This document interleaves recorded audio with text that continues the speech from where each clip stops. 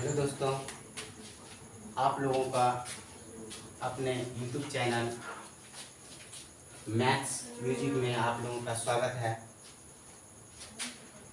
आज हम लोग एक धमाकेदार टॉपिक पढ़ने वाले हैं दोस्तों। बाल विकास का एक धमाकेदार टॉपिक है जीन पियाजे, जिसको हम लोग अच्छी तरह से अभी पढ़ेंगे। दोस्तों, हम लोग जानते हैं कि जीन पियाजे स्विट्जरलैंड के महान मनोवैज्ञानिक है। इन्होंने बच्चों के बारे में, अपने खुद बच्चों के बारे में रिसर्च करके खोज निकाले हैं जो पूरे विश्व में प्रसिद्ध हैं।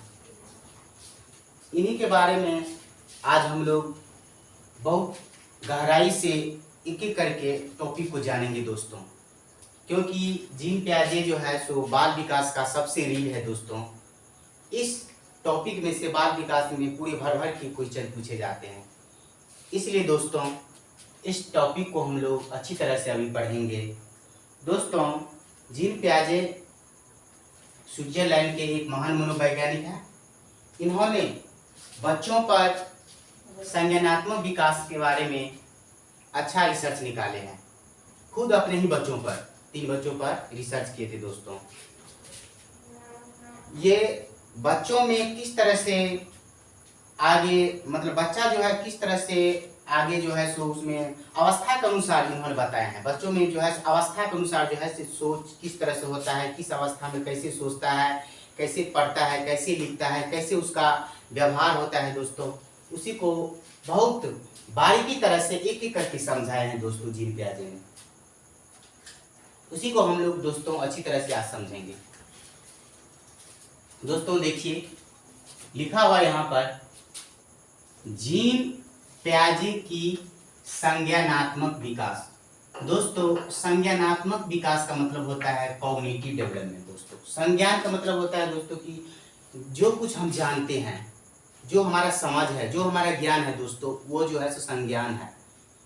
तो इसी को दोस्तों संज्ञान कहते हैं, जिसको संज्ञानात्मक विकास भी कहते हैं दोस्तों।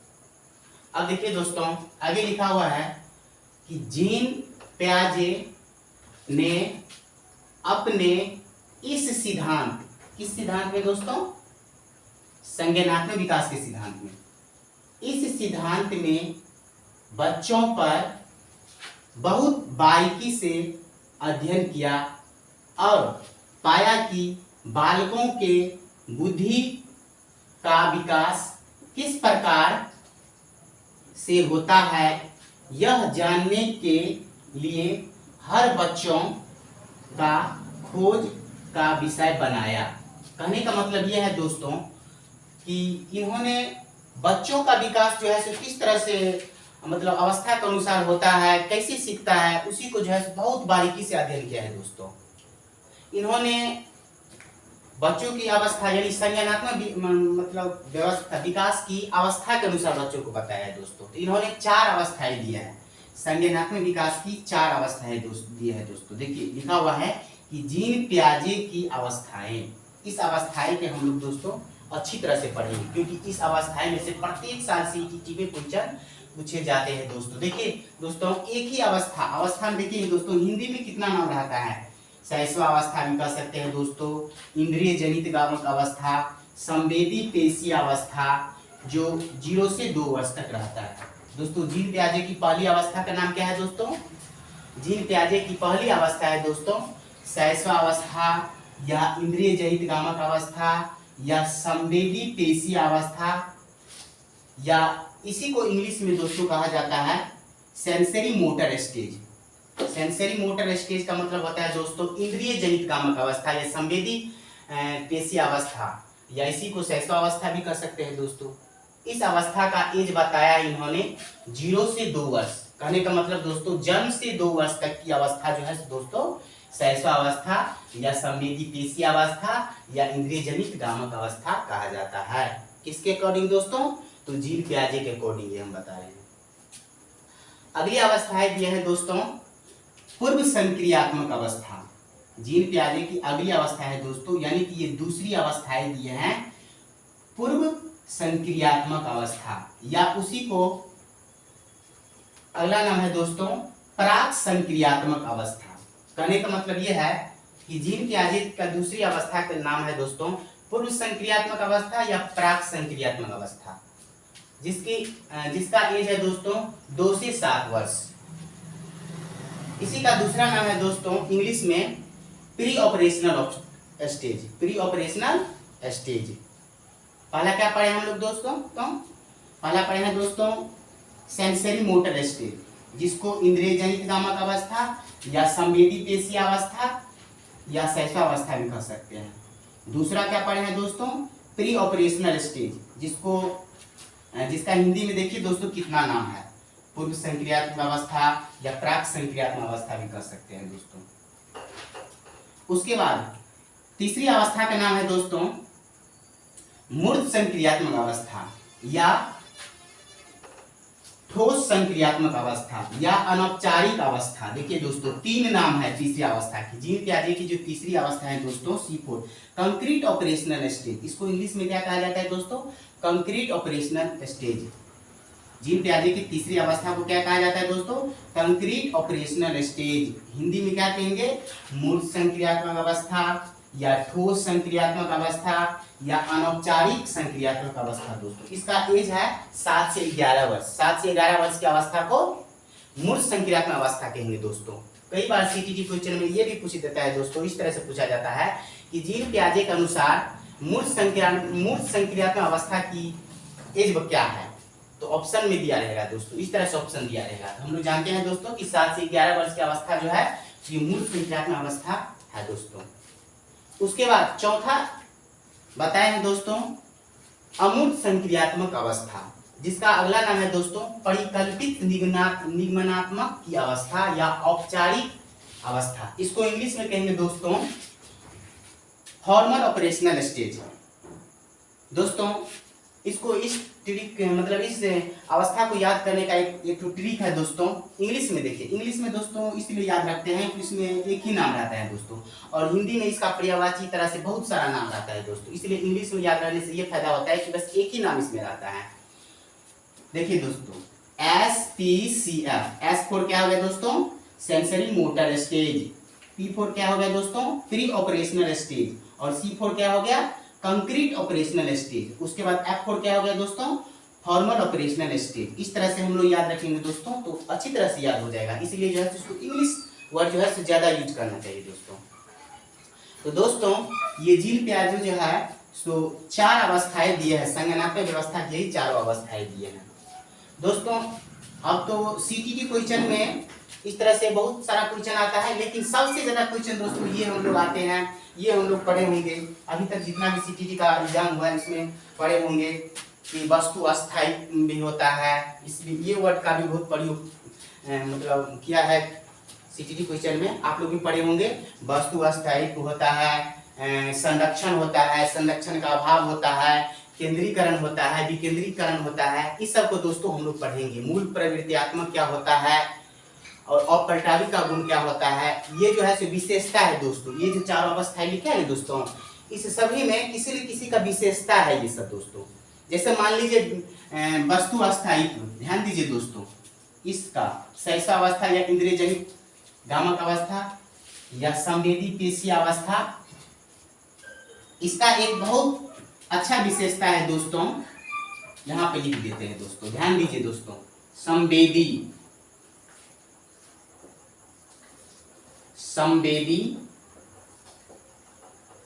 गामक, संवेदी पेशीय है दोस्तों, संवेदी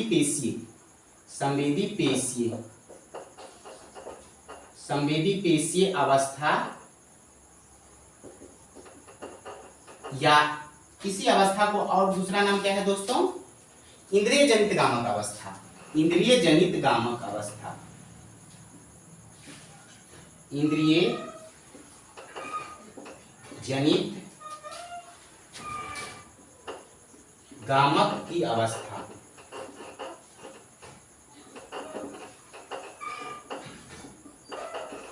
इसको इंग्लिश में क्या कहेंगे दोस्तों? Sensory motor stage. इस अवस्था को या शैशवावस्था भी कह सकते हैं दोस्तों। तो इसका विशेषता देखिए दोस्तों क्या है विशेषता। विशेषता, इस अवस्था की विशेषता बता रहे हैं दोस्तों। ये पहली अवस्था जो है ना, शैशवावस्था, इंद्रिय जनित गामक अवस्था, संवेदी पेशी अवस्था, इसी का एक विशेषता हम यहाँ बता रहे हैं दोस्तों। हालांकि सभी का विशेषता पढ़ना पड़ेगा दोस्तों एक एक करके, क्योंकि ये लंबा चैप्टर है। अभी पहला ही पॉइंट का जो है सो विशेषता पढ़ रहे हैं दोस्तों। तो इसका विशेषता एगो होता है दोस्तों वस्तु अस्थायित्व। आप लोग पढ़े होंगे दोस्तों वस्तु अस्थायित्व, कई बार देखे होंगे। वस्तु अस्थायित्व, वस्तु अस्थायित्व, इसको इंग्लिश में कहा जाता है दोस्तों ऑब्जेक्ट परमानेंस। ऑब्जेक्ट परमानेंस दोस्तों, वस्तु अस्थायित्व का मतलब क्या होता है इसको हम लोग अच्छी तरह से समझेंगे। ऑब्जेक्ट परमानेंस, इसको हम लोग उदाहरण लेकर के समझेंगे दोस्तों। ध्यान दीजिए दोस्तों, हम लोग छोटा सा बच्चा को देखे हैं दोस्तों। मान लीजिए 0 से 2 वर्ष यानी छोटा सा बच्चा 0 से 2 वर्ष के अंदर में जो बच्चा है, 1.5 साल के बच्चा को ले लेते हैं दोस्तों। 2 वर्ष का मतलब क्या हुआ दोस्तों 24 महीना। 1 साल 12 महीना होता है, 2 वर्ष कितना हो गया 24 महीना। तो दोस्तों ध्यान दीजिए, तो इस अवस्था को जो है तो हम लोग अच्छी तरह से जानेंगे, इसकी विशेषता को, वस्तु अस्थायित्व को। ध्यान दीजिए दोस्तों, तो वस्तु अस्थायित्व का मतलब ये हुआ कि छोटा सा बच्चों को जो है तो क्या कहता है, इसको हम बोतल दे देंगे दोस्तों। बोतल या नहीं तो एक तो छोटा सा क्या कहते हैं, मान लीजिए क्या कहता है इसको, विक्स का टॉफी या कुछ भी दे देंगे खेलने उलने के लिए छोटा सा बच्चों को दोस्तों।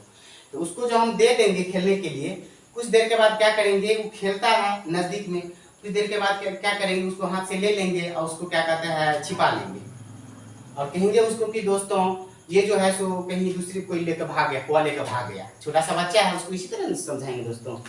तो उस बच्चा को जो है ये नहीं समझेगा बच्चा जो सच में ये भाले का भाग गया, उसको ये मस्तिष्क में होगा, माइंड में होगा कि ये वस्तु जो है सो इतना ही दूर में अस्थाई है, वस्तु अस्थायित्व है दोस्तों।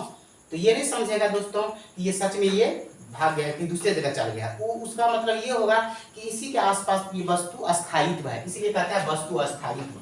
तो दोस्तों सीटीटी का परीक्षा में इस तरह से क्वेश्चन पूछा जाता है कि एक बच्चे में वस्तु अस्थायित्व का गुण किस अवस्था में आ जाता है। तो दोस्तों यही होगा इसमें इंद्रिय जनित गामक अवस्था, संवेदी गामक अवस्था में ये वस्तु अस्थायित्व का गुण आ जाता है, ऑब्जेक्ट परमानेंस का गुण। कहने का मतलब यह है दोस्तों कि बच्चों का हाथ में आप टॉफी दे दीजिए या छोटा कोई गेंद भी दे दीजिए 1.5 साल के बच्चा या 2 साल के बच्चों के हाथ में, लेकिन उस गेंद को जो है सो खेल रहा है बच्चों, इतना ही दूर में कहीं इधर उधर चल गया या कोई ले लिया, तो उस बच्चों का ये मस्तिष्क में होगा कि मतलब वस्तु जो उसके हाथ में है या कोई भी वस्तु है तो इतना ही दूर में अस्थायित्व है, न कि कहीं दूसरे जगह गया है। अस्थायित्व है यानी कि वो वस्तु है इतना ही दूर में, कहीं छिपा उपा है, कहीं दूसरे को लेकर नहीं गया है। तो इसी को कहा जाता है दोस्तों वस्तु अस्थायित्व, ऑब्जेक्ट परमानेंस। तो वस्तु अस्थायित्व का गुण दोस्तों बच्चों को संवेदी पेशीय अवस्था में ही आ जाता है। बहुत बार क्वेश्चन पूछे हैं दोस्तों वस्तु अस्थायित्व का गुण कि किस अवस्था में बच्चों को आ जाता है, तो संवेदी पेशीय अवस्था में। उसके बाद और विशेषताएं हैं दोस्तों, जैसे कि मूल प्रवृत्त्यात्मक, मूल प्रवृत्त्यात्मक,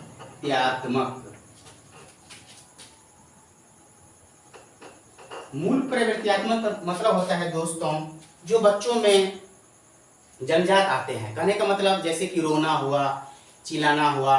बच्चों को दोस्तों भूख लगता है, छोटा सा बच्चों को तो रोता है, बोलता नहीं है लेकिन रोता है, वो भी समझिए उसके लिए बोली है, तो रो करके व्यक्त करता है या कुछ ऐसा करता है। तो ये मूल प्रवृत्त्यात्मक हुआ दोस्तों। हंसना हुआ, रोना हुआ, चिल्लाना हुआ, ये सब जैसे क्या है मूल प्रवृत्त्यात्मक हुआ दोस्तों, जन्मजात प्रवृत्ति जो कहते हैं। तो ये जो है ये मूल प्रवृत्त्यात्मक का गुण जो है इसका क्या किस अवस्था में आ जाता है, संवेदी पेशीय अवस्था में आ जाता है दोस्तों। मूल प्रवृत्त्यात्मक हुआ दोस्तों। अनुकरण हुआ, अनुकरण को इंग्लिश में क्या कहता है दोस्तों, इमिटेशन, जिसको नकल करना हुआ। तो नकल करने का गुण भी दोस्तों इसको इसी अवस्था में आ जाता है, इमिटेशन। अनुकरण करके भी बच्चों सीखता है दोस्तों, अनुकरण करके, इमिटेशन, अनुकरण या नकल, अनुकरण या नकल करना।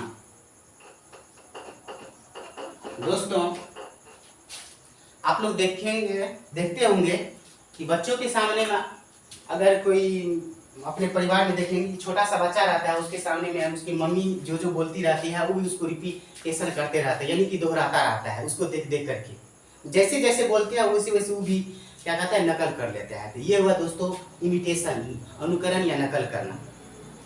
तो ये अनुकरण या नकल करना दोस्तों ये इंद्रिय जनित कामक अवस्था की विशेषता है दोस्तों।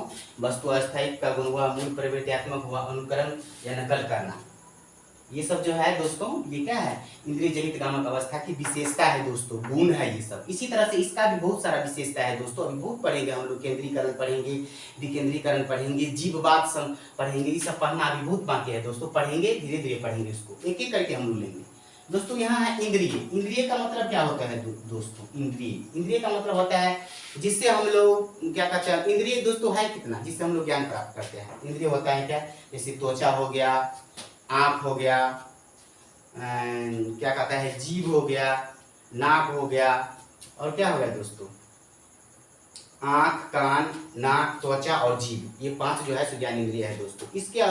इससे जो है सो बच्चों सबसे क्या कहता है, इंद्रियों से ज्यादा सीखता है, इंद्रियों से अनुभव करता है छोटा सा बच्चों। जैसे कि उसको भूख लगता है तो क्या करते हैं, रो करके मतलब व्यक्त करता है, तो उसकी मम्मी जान जाती है कि बच्चों को भूख लगा है। कहीं से कुछ आता है कि अनुभव करता है, इंद्रिय के माध्यम से सीखते हैं दोस्तों। तो ये था दोस्तों जीव प्याजे की कुछ अवस्थाएं, 4 अवस्थाएं और उसका कुछ विशेषता। ठीक है दोस्तों, अगले दिन हम दूसरा टॉपिक बनाएंगे। आज इतना ही तक रहने देते हैं। जय हिंद, जय भारत।